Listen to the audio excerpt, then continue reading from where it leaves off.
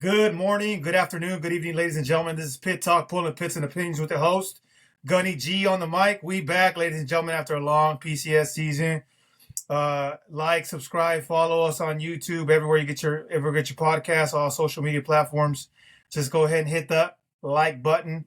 We got a special guest today by the name of Semper Sometimes, aka Mr. Bennett. Can you say hello? Can you What's hear us? going on, everybody? Hey, there it is. Hold on, let me turn this phone off because this is on ringer. My bad. Whoops. Um, but we got Semper Sometimes on the mic as a special guest, ladies and gentlemen. If you haven't heard, now you know. Um, Mr. Bennett, can you introduce yourself and give us a bit background where you're from, how many Yeah, duty stations, all that good yeah. stuff. So definitely, man. So first of all, thank you for having me on. I appreciate it. I go by Benny, Staff Sergeant Bennett in the Marine Corps, and my first name is Doug. I've been doing a podcast for the past 2 years. Been in the Marine Corps for 14 years. I am a reservist. I've been in the Marine Corps for 14 years. In my 14 years, I've had about 8 years of active duty time. So going back from the reserve side to active duty to reserves. Deployed to Afghanistan in 2011, and then I did 4 years on recruiting duty from 2017 to 2021, and now I just got approved for my second tour on recruiting duty. So I've been back out since May, and my package just got approved for October. So I'll be back on the bag for 2 years on my second tour of recruiting, and that's really it for the Marine Corps. Outside of the Marine Corps, I was a recruiter for two colleges for the civilian world. I was a mail carrier for the United States Postal Service, and I worked some other odd jobs here and there. And then I'm a father and a husband. I got 3 kids, and hopefully some more on the way, but the wife said no, so we'll kind of find out from there. But besides that, that's me in a nutshell, man. That's what's up. You know what? Being a reservist on the SDA, that's pretty dope, man. You don't hear too many about them. Yeah, Dime a dozen, right? yeah. Dime a And dozen. you're It's and you're yeah. on your second one. So would you could be considered a career recruiter? No, no. So in order for you to be a career recruiter, you have to become a station commander, and then you have to have a certain amount of time on the streets as a station commander, and then you have to put in your package to be a career recruiter, and then once your package was approved, then you'll become what's called an 8412, and you'll receive your gold nameplate, and then it has the EGA on it, and then at that point you would be a career recruiter. So that's the Ah, plan. That's the plan, but we'll see how that plays out. that's dope, dude. Congratulations on the second tour, though. That Yes, sir. definitely Yes, sir. Thank you. some money involved, right? That's what's up as a reservist. Yes or no? Oh yeah, oh yeah. Uh, It's so I love my civilian job. It so I work virtually from home for a civilian company in Virginia. So I work for a company called Accelerated Training and Defense Manufacturing, and it's a company that partners with the Navy. And what they do is they're heavy on skill bridge. So my job is to literally sit here in my office and make phone calls all day to veterans or people who are transitioning out and get them to sign up for this free program that we have in Virginia. It's the easiest job I've ever held in my entire life. I get to travel across America. I go do table setups. They fly me out there. It's a great gig. The problem was that I was only making 70K. So as soon as recruiting duty came about and they were like, "Hey, we want to bring you back out on a second tour," I was like, "BAH, active duty staff sergeant pay of 14 years, SDA pay, and the bonus that's currently out." I was like, why would I say no? So and it's always been a dream of mine. I've always I love recruiting duty. A lot of people think I'm crazy for it, but I've always had I was going to come back on recruiting duty before the bonus was even out. So, like, I already had plans and was already talking to the sergeant major and already had my package, like, routed before, like, they were even talking about bonuses. So, I'm not it's not like I just came back for the bonus. I was already coming back without it. yeah, But it was nice, Hey, there is a bonus out there. I was like, oh, I was like, all right, no doubt.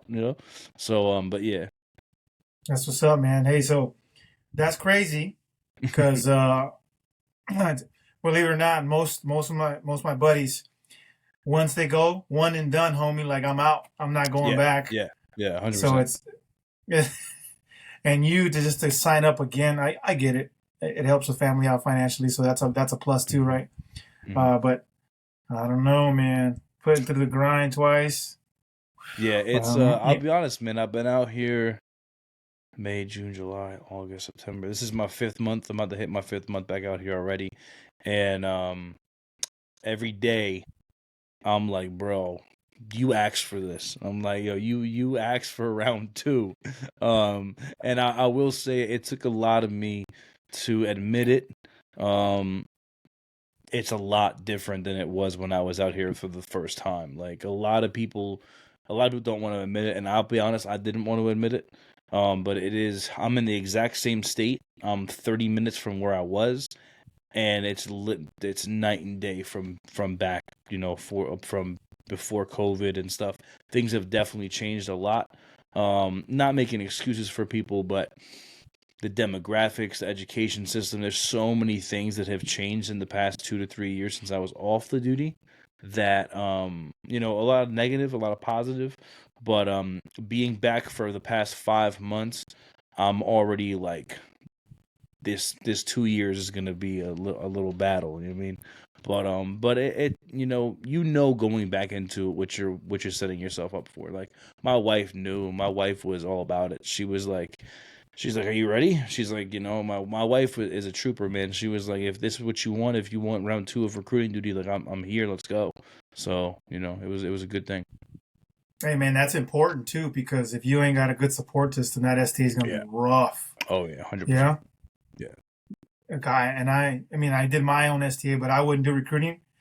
I went obviously, the back behind me, and it was like 3 months at a time, 10 days in between, at the minimum, maybe at the maximum. Sometimes during the summer months where it was busy, just kind of weekend here and there. Graduation and right to pick up again. It was definitely small deployments, and it was rough, man. I go some pictures, and I look at myself. I was skinny, I was bald, I was crying out in the parking lot with my kids every time they came out right after lights, or even during their their free time. Right, we could quick down a little scoop, and then I would run out for like 5, 10 minutes, maybe 15 minutes at the max. Go see them, hug them, kiss them. I love them, and then right back at it, man. My wife was the support system that I needed. She would make the drive 30 minutes just to come out and see us for 15 minutes. And those 15 minutes were crucial, man. Those were 15 minutes for me, anyways. I don't know if anybody else can attest to that, but as a drill instructor, but SDA, you got to have a support system. And for sure, if you ain't got it, it's going to be definitely rough. Like, I think you can agree with that, Doug. Can I call you Yeah, Dougie? 100%. Yeah, you can call me whatever you want, man. Dougie, Benny, it doesn't matter to me, bro. It's informal, Just man. We already know. Thanks. I'm a gunny. just You're don't stuff. call me Got it. late for dinner. That's funny. Hey man, can you tell me a little bit about Semper Sometimes and what got you to start the podcast and what Yeah, got you to yeah. name it So Semper Sometimes? so I'll be honest, I'm not really sure where I came the name. I'm not sure because when I was on recruiting duty the first time, I used to say Semper Gumby a lot. So I Hmm. would say that all the time, and I had it like on my desk because on recruiting duty, that's literally the life. Like you got every like, and in the Marine Corps, 100%, right, Semper Gumby, but on recruiting duty, it's even more so because you're dealing with people who aren't Marines. So people who aren't Marines are gonna let you down left and right. Like people are gonna cancel on you. Parents are gonna cancel on you. So it's even more so Semper Gummy. But when essentially what happened was I got off recruiting duty abruptly. So I wasn't supposed to get off recruiting duty. I was trying to become a career recruiter, and last minute, my career took a turn, and my package got pulled, and my orders ran out because as a reservist, you're only allowed to be on recruiting duty for 4 years. So you're allowed to put as many. You're only allowed to put in 2 extensions, and then on after your second extension, if your package hasn't been approved, then you got an EAS.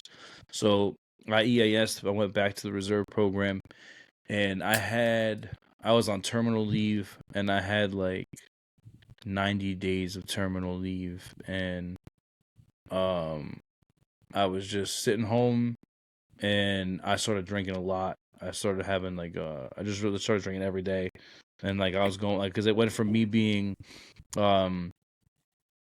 from me being in an office of 5 Marines for 4 straight years to now me being home by myself, and no one to bullshit with and no one to, joke around with. So then I was just, drink. I would hang out with my kids and stuff, and then when they would go to bed, I would sit on the porch and I'd get drunk, and then I would be on the phone with my boy in Hawaii or in Japan, and I would just be up until like 2, 3 in the morning just talking to my boy, and and then right after I EAS, my wife we were just talking, and I was just sitting on the couch in my living room, and I was thinking about like, cause now I was going back to work, I was gonna go back to having a full-time job and all that, and I about 3 months go by, I'm back working and everything, and like I'm just like real depressed. I'm like real like I'm back in the civilian world. There's no camaraderie. There's no like I'm doing the reserve. I'm back to doing the reserve thing once in a month, and at this point I was just like, bro, I just went from being active duty for 4 straight years with Marines surrounding me, the same 5 guys, right? So I'm in this fire team, so it was very different for me. And now I'm in the civilian world where nobody cares about you. When you leave work at 5 o'clock, ain't nobody care. See you tomorrow at 9. So no Yeah. one, that camaraderie is gone. Like nobody cares about what's going on between those hours. So it was like June, beginning of June of 2021, and I was just talking to my wife, and my wife was, I think it was her. I don't remember if it was me that said I think I want to start a podcast, or if it was my wife that was like, you should start a podcast. I don't remember which one, but one of us was like, hey, I think I said, oh, I'm thinking about starting a podcast, and I didn't know anything about like what you need to do to start a podcast. I was just like, I'm listening to him, and then my wife was like, Doug. My wife was just like, Doug, you could talk about anything. Like you never shut up. And my wife was like, you should do a podcast. She was like, you could talk Yeah. about Yeah. anything. And I was just like, all right. And then I was like, what will I call it? And Semper sometimes just kind of came to me. And a lot of people misunderstand what Semper sometimes is. And a lot of people take in the past 2 years, I've gotten so much flack. I've gotten so much, so many, like the older generation of people, they think it's like a derogatory term, or that it's rude towards Marines, or whatever the case may be. So I like it because of the fact that like once someone says it, then it gives me a chance to speak to them. So it gives them a reason to talk to me. So when people see my shirt or a hoodie, immediately they'll come up to me and be like, "Yo, what does that mean?" They'll be like, "Why did you do that?" And most of the time they're angered by it. So then it gives me a chance to explain to them. So realistically, and a lot of people immediately think reserves, right? All reservists love it. They're like, "Oh, bro, that's great! Like you're sometimes a Marine, haha." And so it's like whatever. Like that's not what it is, but essentially, what I was trying to go with it was, it's a call to action, right? Because we say Semper Fidelis, we say we're always faithful. But realistically speaking, as a gunnery sergeant of Marines, you know that's not true. You know that we're not always faithful. Whether it's to ourselves, whether it's to our diet, whether it's to our being into formation on time, whether it's to blousing our boots the right way, like whatever it is, there are times where we become so mentally, like there's anguish and there's mental toughness and there's all these things that are happening, that eventually at some point or another you're gonna falter, and you will not always be faithful. And that's what it was that like it was a call to action, because you hear a lot of times that like, oh, the Marine Corps failed me and all these different things, and you hear Marines that get out and they don't have a support system and they don't have anybody to call back, and they don't and it so I did a podcast last night, and I was talking to 2 retired sergeant majors, and one of them was my drill instructor, and talking to two retired, talking to two retired sergeant majors, Sergeant Major Guerrero and Sergeant Major Cabarrus, and one of the things they both said was that something you can never prepare for is when you get out, the Marine Corps doesn't call you. Like, nobody calls you and says, "Hey, how are you doing? Thank you for all the things you did in the Marine Corps."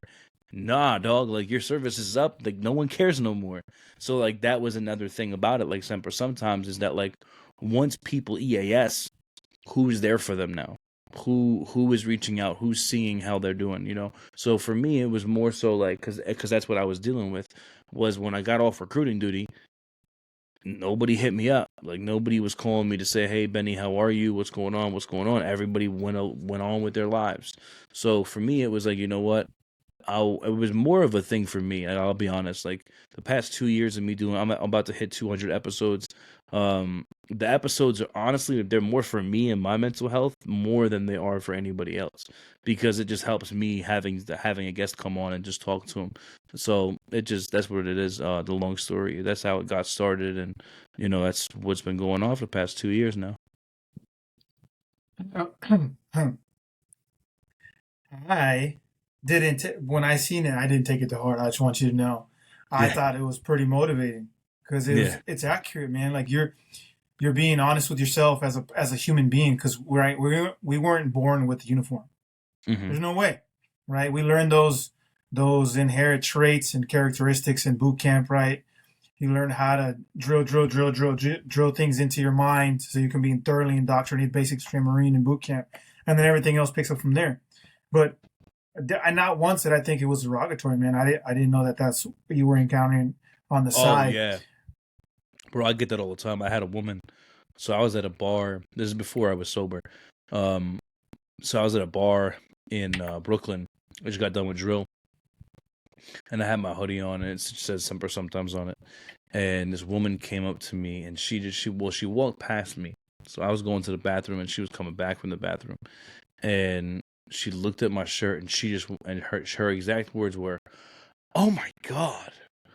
And I was like, "Whatever." So I went to the bathroom, came back from the bathroom, and I sat down at the bar. And it actually ended up being that I sat down at the same bar stool that she was sitting right next to me. So I sat down, I ordered my drink, and I was ordering food for my family.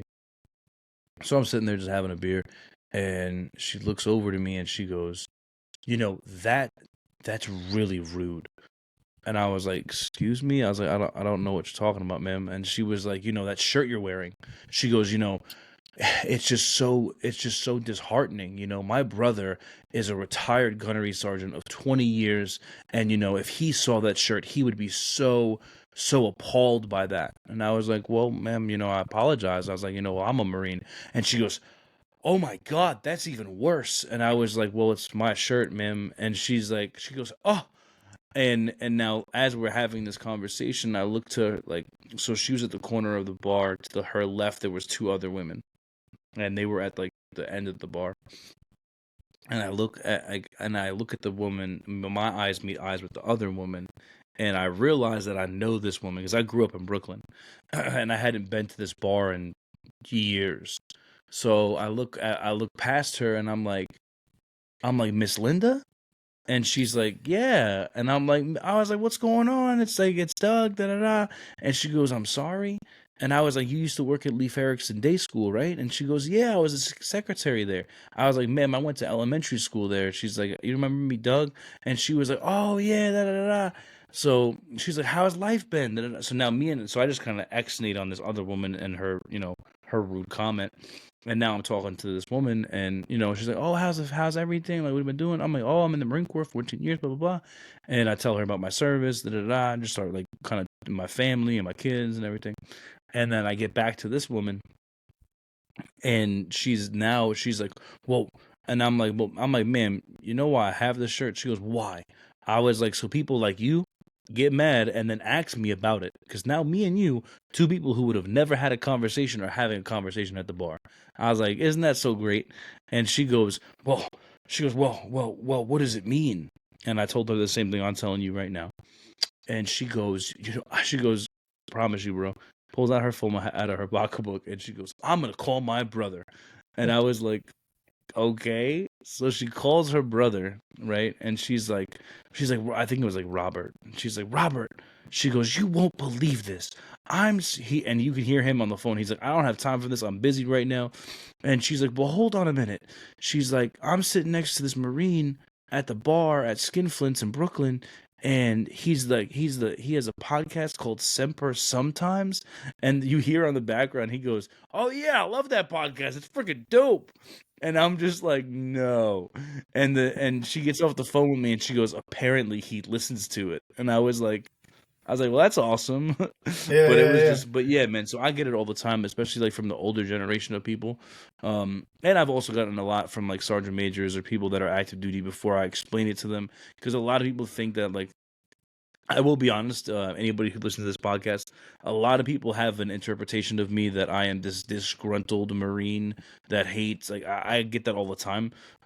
People don't understand that I'm from Brooklyn, and that's just how people from Brooklyn are. Like, I'm a happy-go-lucky guy, but like I have a resting bitch face. That was just how I was born. So like people think all the time that I'm this disgruntled, mad person, and it's like, no, that's just, how people from the tri-state area are. Um, so yeah, it's Yeah. definitely something that people don't get used to. But yeah, It's a good icebreaker for sure, man. Because when I see it, I go, separate sometimes. I know what he's talking about. I'm gonna assume because that's me, right? You're right. As an active duty member, don't give me that crap where you're thoroughly indoctrinated 100% of your day. yeah, Because no, man, it's sometimes not real. It's not real, bro. It's not real. And that's the thing and that's one of the reasons why I say it all the time, is because people have this false persona that it is real. And then it's just like, no. It's now, listen, should we all strive to that? Hell yeah, 100%. Mhm. But it's not real, because how many Marines do we know that cheat on their spouses? How many Marine, like, be real, like I ran into it the whole entire time I've been in the Marine Corps Reserve program. I don't know how many times, I've been out to my wife. She would, when me and my wife first got together, she was worried that I was going to cheat on her, not because of me, but because she met all of these Marines and their wives after meeting their girlfriends. And Mm. my wife would be like, "Hold on a minute, didn't we just meet his girlfriend last night?" And then, Oof. "Wait a minute, aren't we at the ball and this is his what?"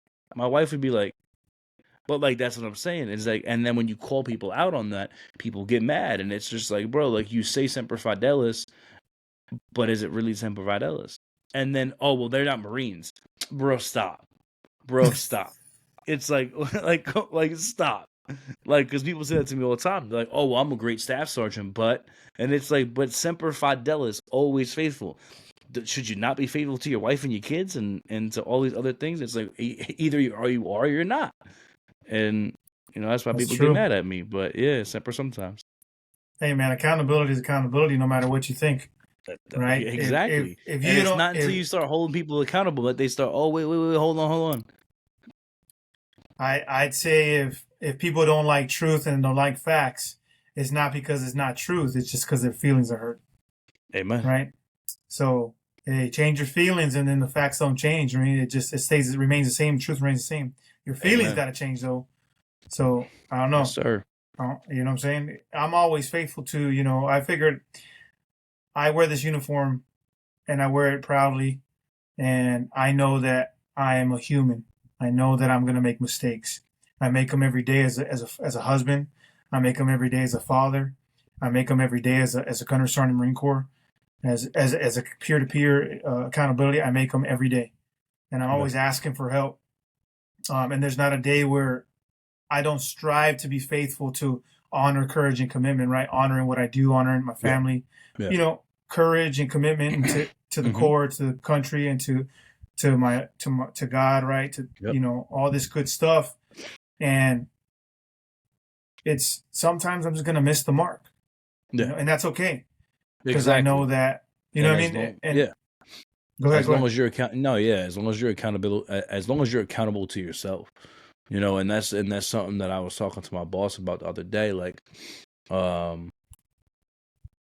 in July, I missed the mark.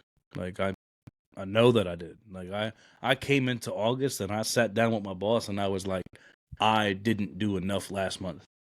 I didn't. And the problem is that a lot of people on recruiting duty and in the Marine Corps they will never accept their own fault. A lot of people won't say, "Oh, it was me." A lot of people will say, "Oh, well, if I had gotten this, if I got this training, or if I did this, or if I did that." Like, yeah, sure, all of those things add up, but at the end of the day, you're the person who didn't make the mark. You're the person who failed, right? And like you said, and that's the whole point of Semper sometimes, is that it's a constant reminder that I need to be better. I want to be Semper Fidelis, 100%. I do. That's the striving mark for me as a father, as a husband, as a Marine, as as a civilian, as everything, as a grandson, as a son, right? All of these things as a Christian. These are all things because the reality of it is that, like, are we always going to be faithful to each other, right? How many times is there a Marine that maybe we just don't like at work, and realistically speaking, it happens all the time. Oh, I don't want to hang out with that Marine because of this, and the third, or I don't want to hang out with that person, or screw this person. And it's like, okay, well then, where did Semper Fidelis go? Where did Always Faithful go? And like you said, Israel, it's just important that you are able to, have that honest conversation with yourself, right? And it's, one of the things that I got last night from my podcast with Sergeant Major Guerrero was he said you have to be able to have an honest conversation with the guy in the mirror who you're shaving with. And I was just like, that's the truth. Like every morning when you're getting that morning shaven, can you look at that person and have that honest conversation? Do you know that you put in a good day's work yesterday? And can you hold yourself accountable to that? And it's tough. It is tough to be able to call yourself out.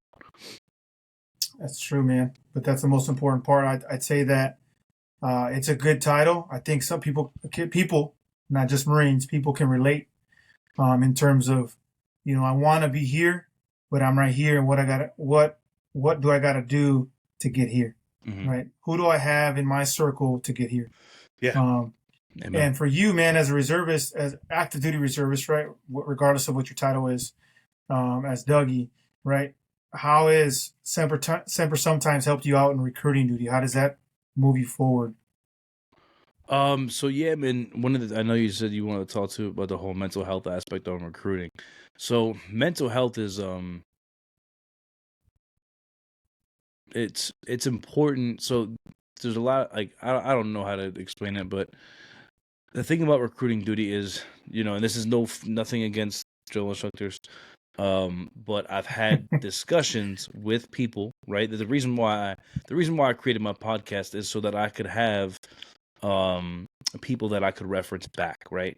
And I've spoken to plenty of people that have done both B billets, and most people who have done both B billets will always say recruiting duty was hands down more difficult and more tasking. At least that's what I've been told from people who've done both. And the reason why they say that is because on recruiting duty, there's never a day off.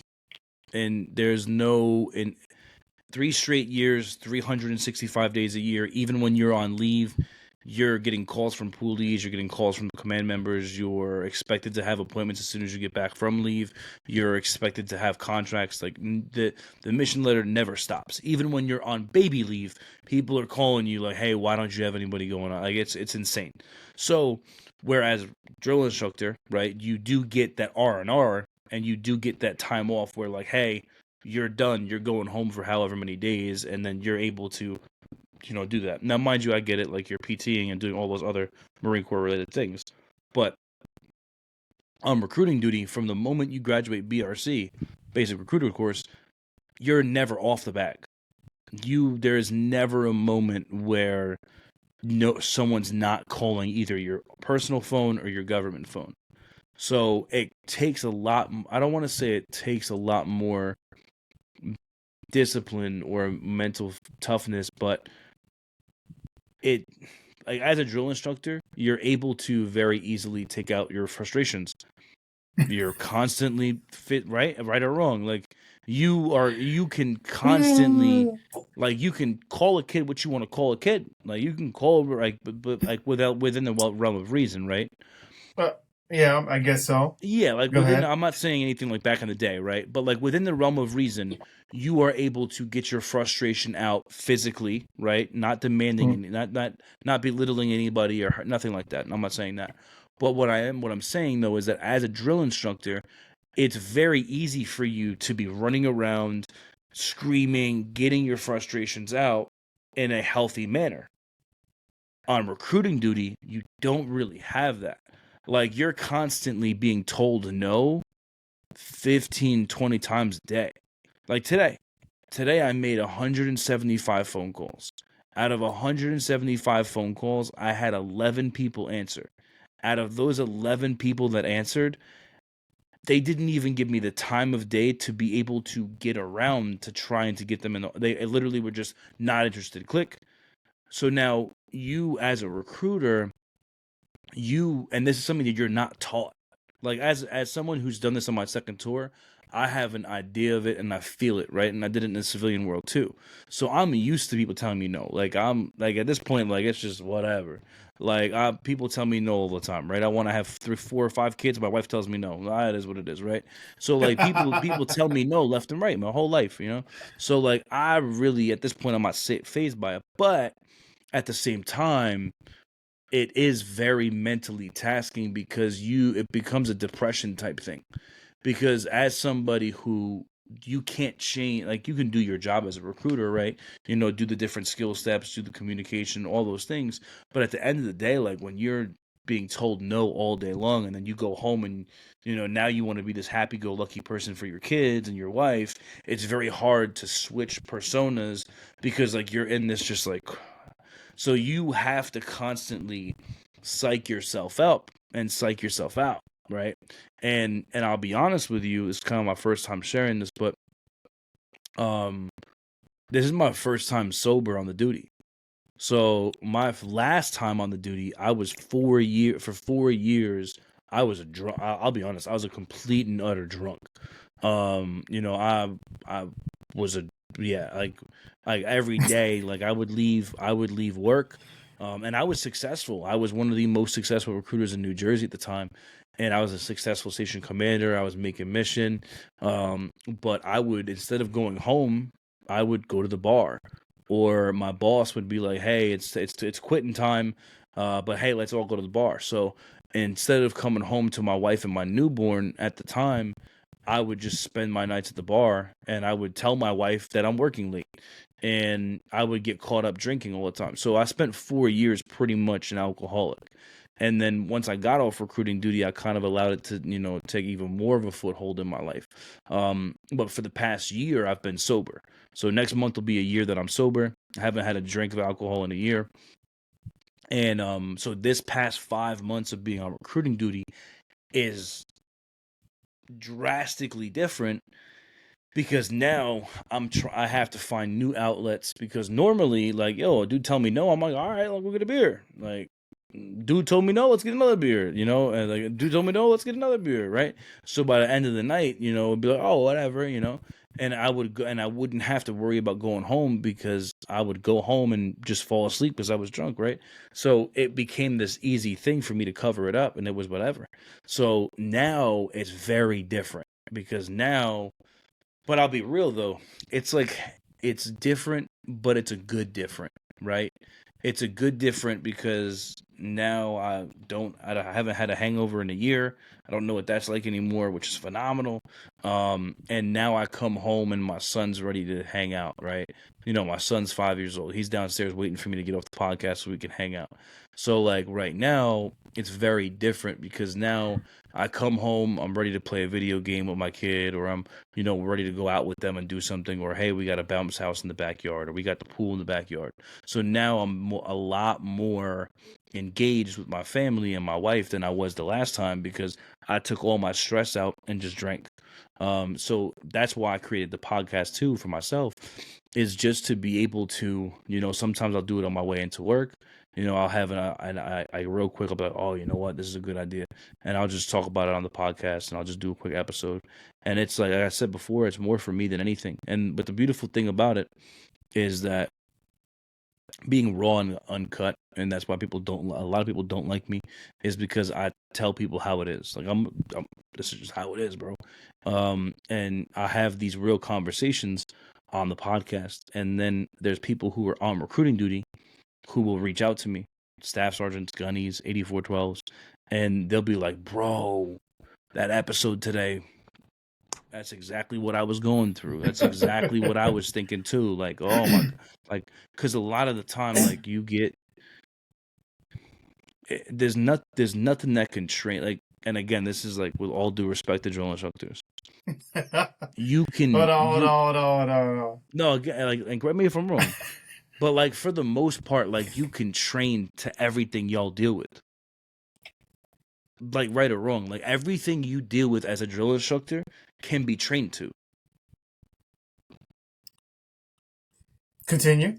Like right or wrong, like you're dealing with a human body. The human body is going to either say yes or no, and then you, Yeah. as a leader of Marines, you're going to be able to do your job as a leader of Marines, and you are now creating Marines. So realistically, there's nothing that your whole career hasn't already taught you about being a drill instructor. Besides being really good at drill, you know what I mean? So like your whole career has been, you've been training to be a DI your whole career, dog, since you were a recruit. So by the time you get to drill instructor school, you already been doing this stuff for a long ass time. And then especially, most of y'all dudes who were freaking drill instructors, you all were already getting ready on the, like, you were already marching and shit in the freaking chow hall just because you were hoping to become a DI. Like I knew this guy Johnson. Staff Sergeant Johnson, great dude. I don't know if he ever became a gunny, but like well before he was even a drill instructor, bro, he would be in the gym marching with weights, and he would have dumbbells as he would march, and he was hoping to get orders.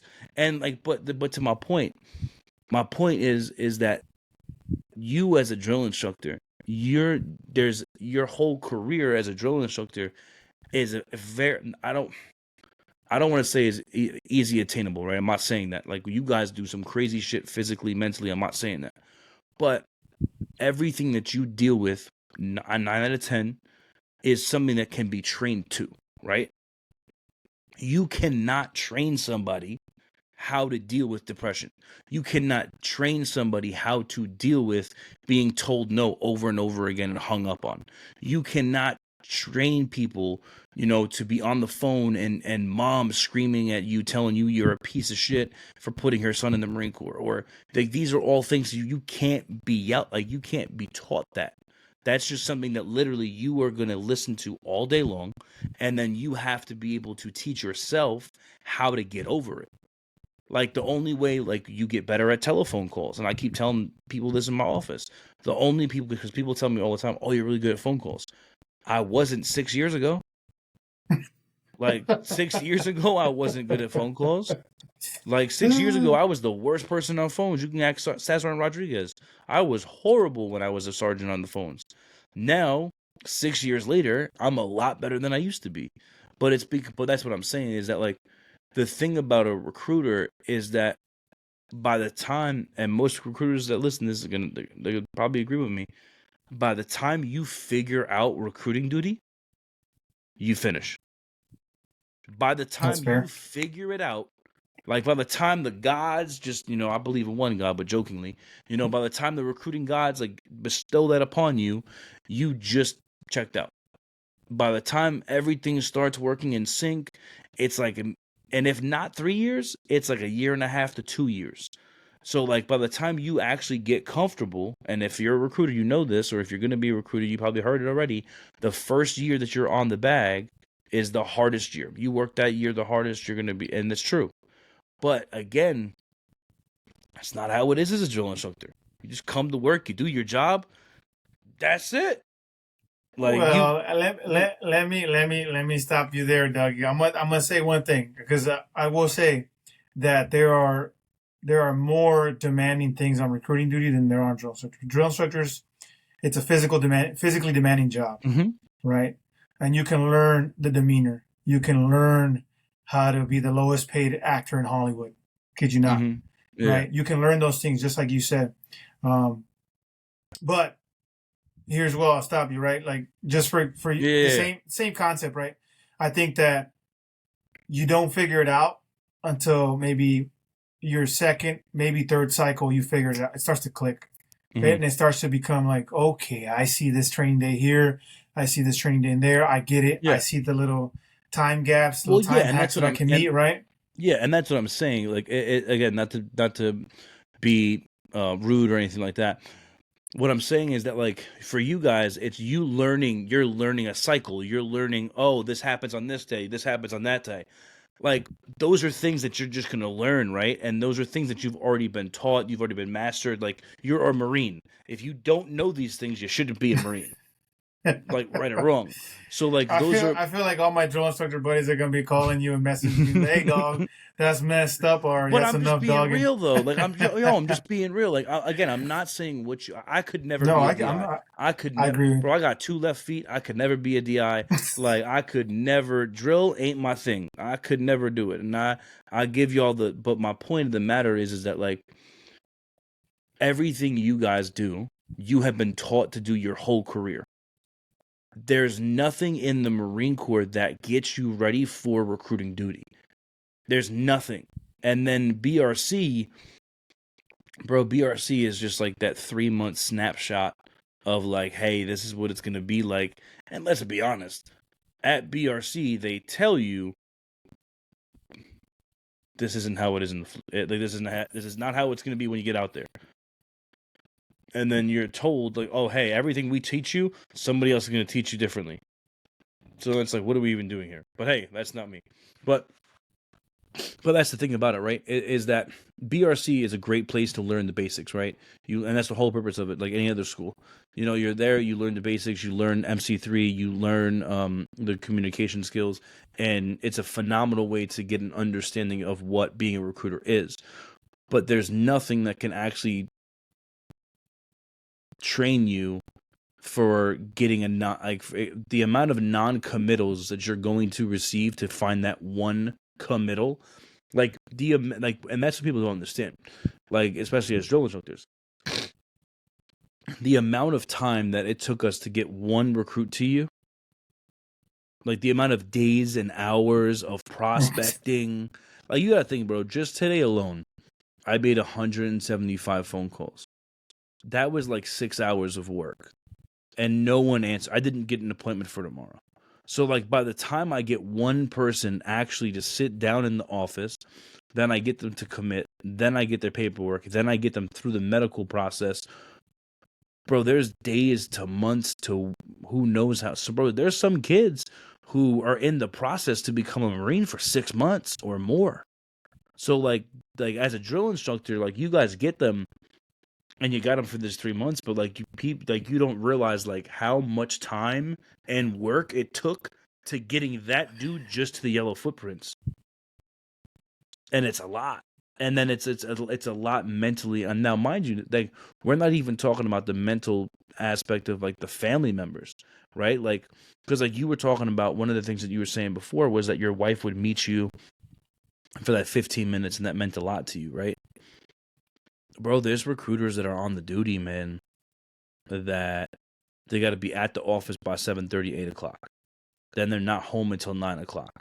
I don't know about you, but my 5-year-old, like, he should be in bed by 8 o'clock. My 3-year-old, she's in bed by 8 o'clock. She's in bed by 7:30. So realistically, there's a lot of times where, like, I'm not seeing my son or daughter until Saturday, and they haven't seen me for 5 days, right? So, and that's a lot of recruiters. There's a lot of recruiters, and I have a friend, I'm not going to mention his name, but, you know, his first year on the duty, his wife just straight out decided, hey, I'm taking our whole family to Florida. She was like, we don't see you all week anyways. She's like, I'm going to move to Florida for the first year. She was like, by the time you get home, it's 9 o'clock. We're all in bed. She was like, I'm home alone. I don't got nobody. She's like, I'll see you in a couple of months. And she just up and left, took the whole family to Florida. And then, but the crazy thing was that guess what?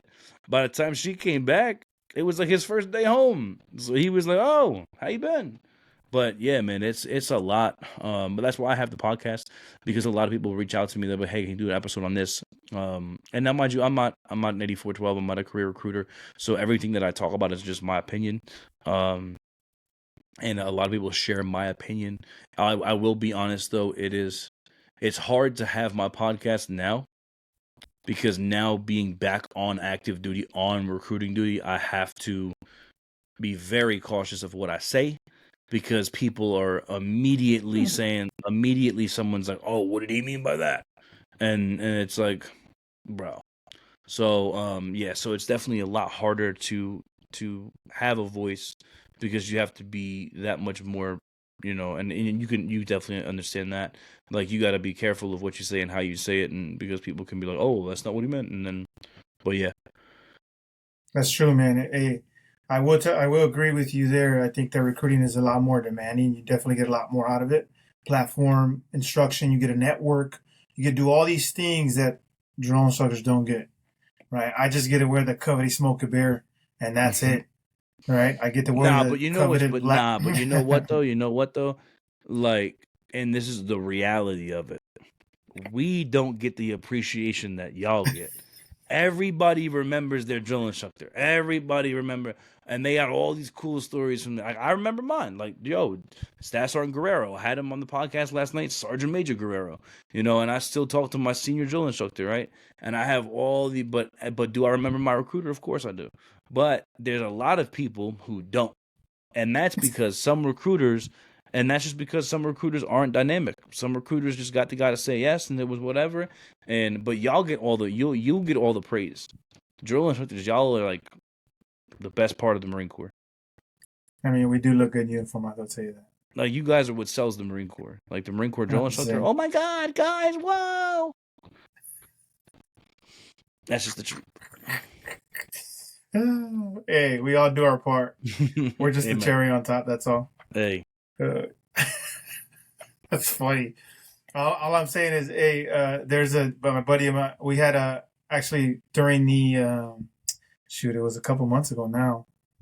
We had the recruiter session one and the drone section session one, and we talked about the SDA, the good, the bad, the ugly, right? Like, it was just all out there for the Marines to know and to understand, and what you're going to get yourself into, and what you should pick.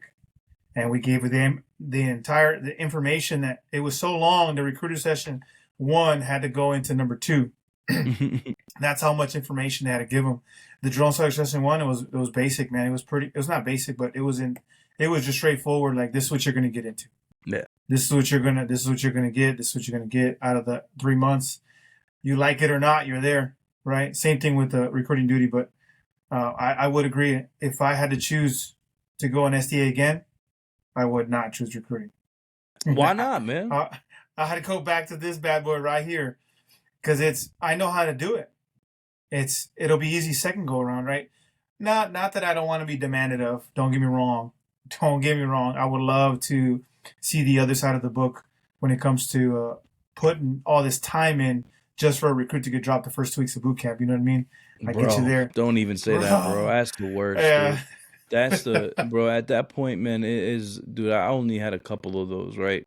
So as a recruiter, I put 57 people in the Marine Corps that became Marines, and I had a couple that, like, I remember one kid, man. I don't remember his name, but kid was great. Great ASVAB, did real well. Like, his dad was like part of the Marshal Service. He was like higher up there in like an outside source, right? And the dad was like a badass dude. And the kid, not so much. He was like this geeky, like nerdy, like real smart kid, like cool kid, but he was just the opposite of his father. And I get the kid, I remember the kids going to boot camp, and the mom says to me, this is where I knew I went wrong. I was like, bro. Immediately, I knew he was gonna be an MCRD discharge. His mom goes, "Well, can I pack him a brie sandwich and this and the third?" And I'm just like, "No, he can't go. He can't have a packed lunch to boot camp. Like, no." And kid literally gets up there, gets to boot camp, and I think it was like he made it through receiving, but he ended up, it was, oh no, it was at the IST. And he passed the IST. So he passed his IST and he tries to tell them that he has asthma. And it's like, dog, like, it's like, bro, you passed the IST. You're not on the floor passed out. Like, what are you talking about? And he writes it. So he tells the drill instructor he has asthma. Then I get the call from the captain telling me the kid has asthma. And I'm like, no, he doesn't. So then I got to call the dad. So he gets dropped, right? And, but he gets dropped back in training. They kept him because they pulled his records and there was no asthma.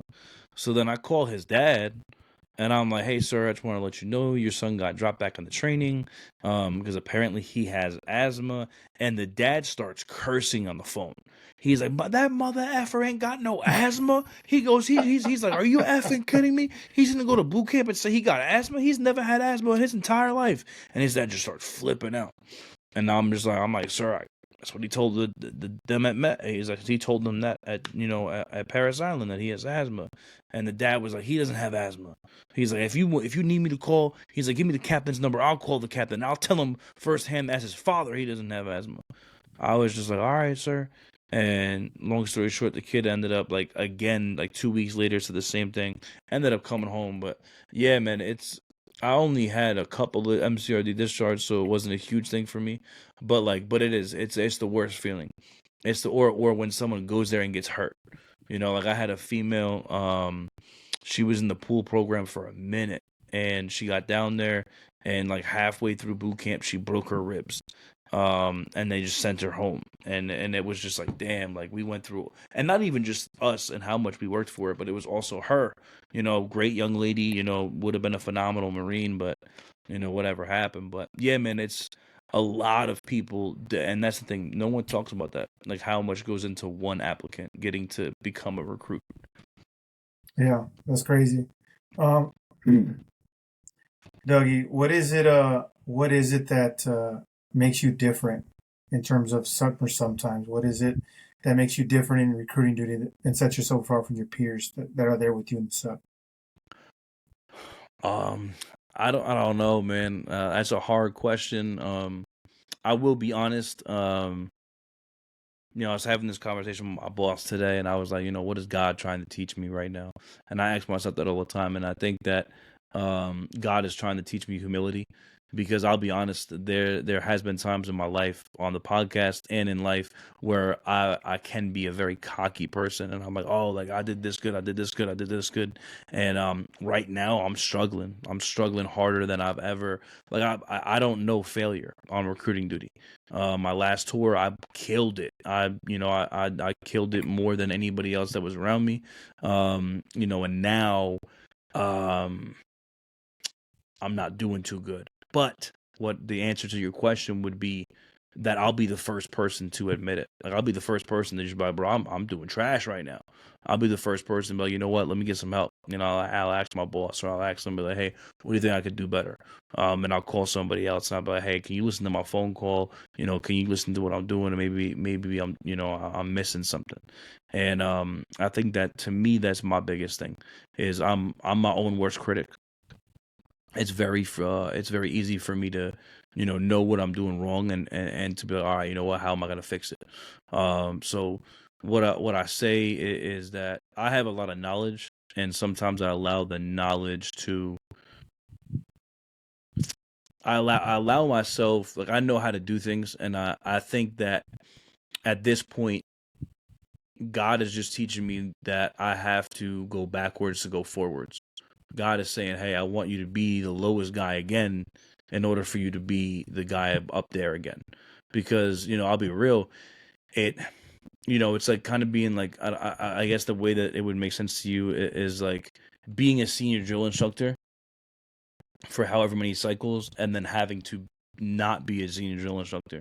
And now you're like, crap, I don't remember what it's like to be this guy again. And that's what I'm going through, right? Is, I was a successful station commander for almost 2 years. And then I got off recruiting duty, and then I was my own boss for 3 years as a civilian. So for me to come all the way back to step one is it's different, because even as doing the job every day, I'm not in the recruiter mindset. Like when I do things daily, I'm not thinking as a recruiter. I'm thinking as a station commander, or I'm like, oh, I would do this, I would do that. So it's very hard for me to look back and be like, all right, you know what, bro? You're a recruiter right now. Be a recruiter. But to answer your question, um, I think, I, I'm just gonna keep doing me. And the reason why I say that is because I've thought of numerous times I've thought about stopping the podcast and stuff like that. And every single time I think about stopping the podcast, some random Marine will reach out to me that I've never met on Instagram or Facebook, and they'll be like, "Hey, my name is so and so, and I listened to your podcast my whole 3 years of the duty, and thank you so much." Like I had a major, an RSCO reach out to me the other day that I've never met, and he was like, "Hey, bro, I listen to your stuff every day. I use it. It gives me an insight of what my Marines are going through. It gives me an insight of how I can be a better um, recruiting station commander." And I'm like, wow, like the idea that my episodes are impacting an entire recruiting station, and the idea that my episodes are impacting a major, or multiple majors, that's why I keep doing it. It's just, if there's one thing that I say that helps you, that's it. That's the only reason why I did That's dope, man. That's dope. Look, you got me as a follower. I'll tell you what. it. I subscribed to your podcast already too, so I'm listening too. I think that Yo, the just get most ready for important. this is getting you ready for your tour on recruiting, bro. Tell your wife, let her Yeah, know, pack your right. bags. Yeah, right. That bonus better be tight, homie. Tax free, if you know what I'm saying. Um, but it is what it is, man. I love supporting service members, uh, whether they're active duty or service or veterans, right? I think that the core group should stay the core group, and we got to support each other, man. Whether somebody's real successful or not, or starting at the bottom, just like you said, I think that the more support that we have for each other on and off duty, right, the easier it is for us to be successful, right? Because I know that, Amen. like you said earlier this in session, was nobody calls you. Why is that though? You know what I mean? That's something that you have to ask yourself as a person. And the name of your podcast is perfect, man. Are you fully indoctrinated? Are you there through Yeah. thick and thin, right? It's like a marriage type relationship, Yeah. a marriage type culture, right? If you're there, you're Mm-hmm. there. If you're not, you're not. Yeah. But at least you want to be, Yeah. and because you have the want and the desire, you'll be successful. The faithfulness always will come, right? Yeah. And especially if you have a bigger purpose other than just yourself, right? Amen. As you say, God is the center of your life. It seems like, and same for me, right? If you can't find that purpose as an individual, it's going to be unsuccessful. It's going to be you're going to almost like you're missing something. Amen. And I appreciate that, man. You being honest and transparent for all service members, for all Marines. Hey, look, it's not always faithful. It's sometimes, right? Because sometimes I Amen. ain't feeling it, Yep. and Amen. Amen. me too, man. Sometimes I ain't feeling it today. I'm not feeling it today. I don't want it. I wear it because it's part of and I will do my job to the best of my abilities, and that will never be in question. But sometimes I just don't want to do it, Yeah. right? And Sometimes then I'm you tired got of to go to spending. formation. So you get up and I don't want to do this, but you still have to do it. And it's the idea of that sometimes that you know what, I got to do it. I got to do it. I got to do it. I got to be better. Just something to think about. Um, Last night, Sergeant Major Guerrero said when we were getting off, he was just like, "Hey man, answer the call." One of the reasons why I started this podcast was just because there's a lot of people who, as Marines, we lose touch. We lose touch with other Marines that we've been with. I know any Marine right now can grab their phone and just cycle through their contacts, and they'll see private, first class, all the way to sergeant major in their freaking Rolodex. And you got to ask yourself, hey, when was the last time I called this person? When was the last time I called that person? And it's crazy to me that when we talk about veteran suicide and we talk about these different things, everybody will always say, oh, let's do push-ups or let's do this podcast or whatever. And then my question to everybody is like, well, when was the last time you called somebody? And now mind you, not everybody likes to be called. Okay, cool. When was the last time you texted somebody? When was the last time you Facebook messaged somebody? When was the last time you did an Instagram? Like realistically, when was the last time you reached out? And when was the last time you reached out and it wasn't you needing a favor? And I'll be the first to say, like, a lot of times I'll call my buddy Matt Sergeant Ledbetter. And the first thing, as soon as I call him, I'll be like, yo, Top, Massar. I'll be like, yo, I got a question. And last night he was like, yo, you only call me when you have questions. And I was like, you're not wrong, but hey, at least I still call you, right? Like you're the guy I call. but it's the truth though. Like you got to be able to reach out, and if you tell people that you can call me and they don't call you, the reason why they're not calling you is because you never answer. Like people say that all the time. People are like, oh, call me. And it's like, but do you answer your phone? Do you call people back? It's like, bro, the phone works two ways, bro. So just be there for people. That's it. Be there for people. Or even if you're walking in the street and you see a veteran and you don't know them, or you see a person and they don't got to be a veteran, just, buy them a cup of coffee, buy them something, buy them dinner, it's like whatever. Like I remember the other day I go to the same place every morning to get a drink, and I walked in and there was this dad eating breakfast with his son, and like I didn't know their financial situation, but I was like, you know what, I'm gonna buy him breakfast. And then it was however much money it was, and like I remember I watched the woman go over to the table and was like, oh, that gentleman paid for your breakfast. The dad's face was just like you could tell like that dad was like going through something, and it was just like, but that's it. That's all that matters, man, is just be able to be there for people and just help people, and in turn people are gonna help you, and that's just how this world works, man. And that right there is gonna fight depression. It's gonna fight anxiety. Like those things alone are gonna help you be better every day. Absolutely, man. That's the same thing. It's a little bit of the same reason I started Pit Talk, right? Because locker room talk's not. It's a no-no, right? And what happens in the pit stays in the pits, homie. You know what I'm saying? So if you ever been to the rifle range, boom, boom, boom, right? We're always chopping it up and just smoking and joking down there and talking about whatever comes to mind. And I started Pit Talk because you know what?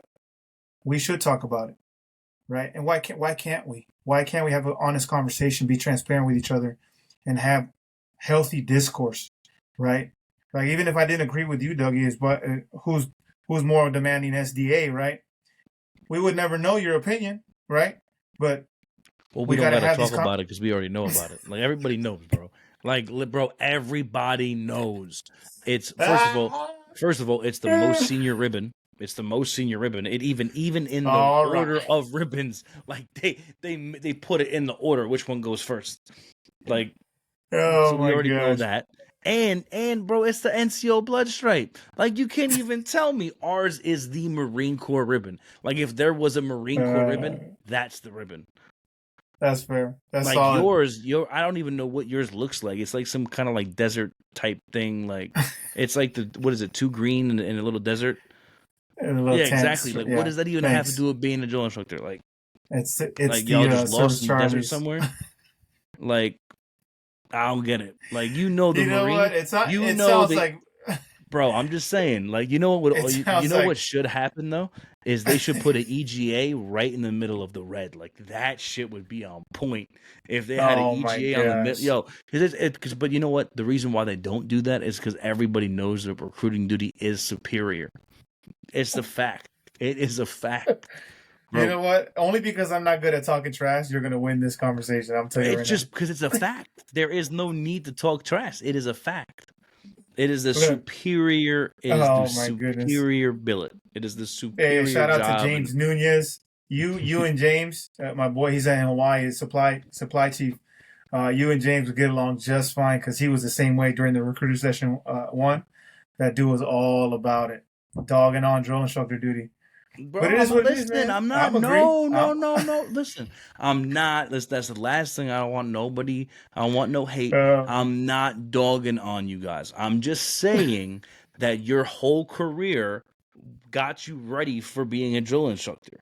That is a good point. That is bro. Like if you can't be a drill instructor, like your whole job was to get you there. And let's be honest here. Let's be honest. And correct me if I'm wrong. Because I do not know the answer to this question.